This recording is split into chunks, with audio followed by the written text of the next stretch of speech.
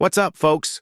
Low Life Media Group here, coming at you with the historical tea so hot it could burn down the Library of Alexandria.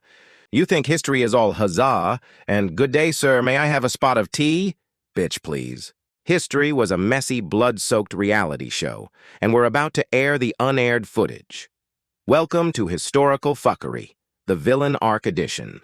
We're diving into the DMs of the 1500s to 1900s to expose the bad behavior, lewd acts, and straight-up violence your teacher was too scared to tell you about. Sponsored by our own poor life choices and produced by Low Life Media Group, we dig up the dirt so you don't have to. First up, King Henry VIII. This guy was the original reality TV star. His entire reign was basically The Bachelor, but if the rose ceremony ended with a beheading, his bio: likes, hunting, feasting, and getting his way. Dislikes, wives who breathe wrong. Folks was so desperate for a son, he went full Karen and demanded to speak to the manager of the universe, so he started his own church. That's the 16th century equivalent of creating your own subreddit, because you got banned from the main one. He went through wives like we go through Netflix series. Divorced, beheaded, died, divorced, beheaded, survived.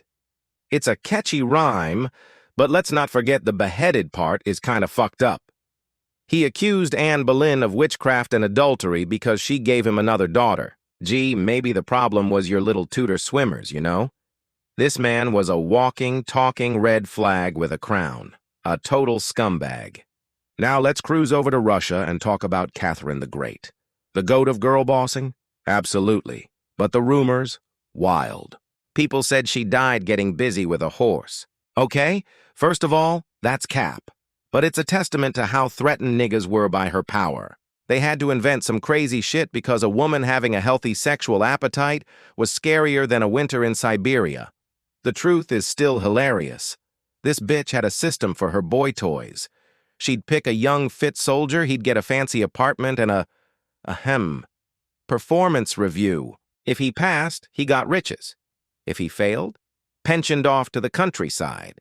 It was like a supernatural harem, but with more vodka and fur hats. One of her main dudes, Potemkin, built entire fake towns just to impress her during a tour. The original influencer, creating a filter for a whole country. Iconic, yet deeply pathetic. All right, time to kill the mood, because we have to talk about King Leopold II of Belgium.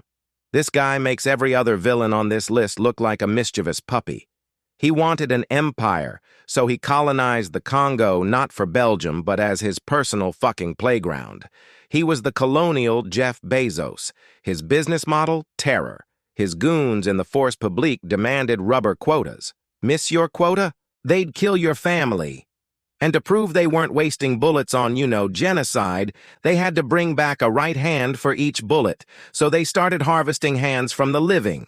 Men, women, children, we are talking about a death toll in the millions. This fucker sat in his castle in Europe, polishing his trophies, while an entire nation was mutilated for his profit. It's not dark humor, it's just dark. But we have to say his name. Leopold II, a monster with a beard. Finally, let's end with a messy king of a different kind. Lord Byron, the original emo kid. Women loved him, men wanted to be him, and society wanted to cancel him. He was a poetic genius and a certified dumpster fire. He fucked everything that moved. Men, women, probably a few pieces of expensive furniture. His most famous scandal? Banging his own half-sister. Yo, even for the 1800s, that was a bridge too far. The gossip was so thick, he had to bounce from England forever. But my favorite part? When his college said no dogs, this legend went out and got a pet bear, because the rules didn't say shit about bears. He was the ultimate, well, technically, guy. A brilliant, beautiful, chaotic, neutral disaster. The kind of guy who'd write you a sonnet and then steal your wallet. So there you have it. A few of history's greats, who were mostly great at being terrible people. Remember, kids, power doesn't corrupt. It just reveals the asshole that was always there. If this little journey into the abyss entertained you, do us a solid, Smash that like button, ring the bell, subscribe to the channel, and share this with someone who needs a history lesson their grandma wouldn't approve of. This twisted production was brought to you by LoweLifeMediaGroup. We make the content your history teacher warned you about. Stay shady.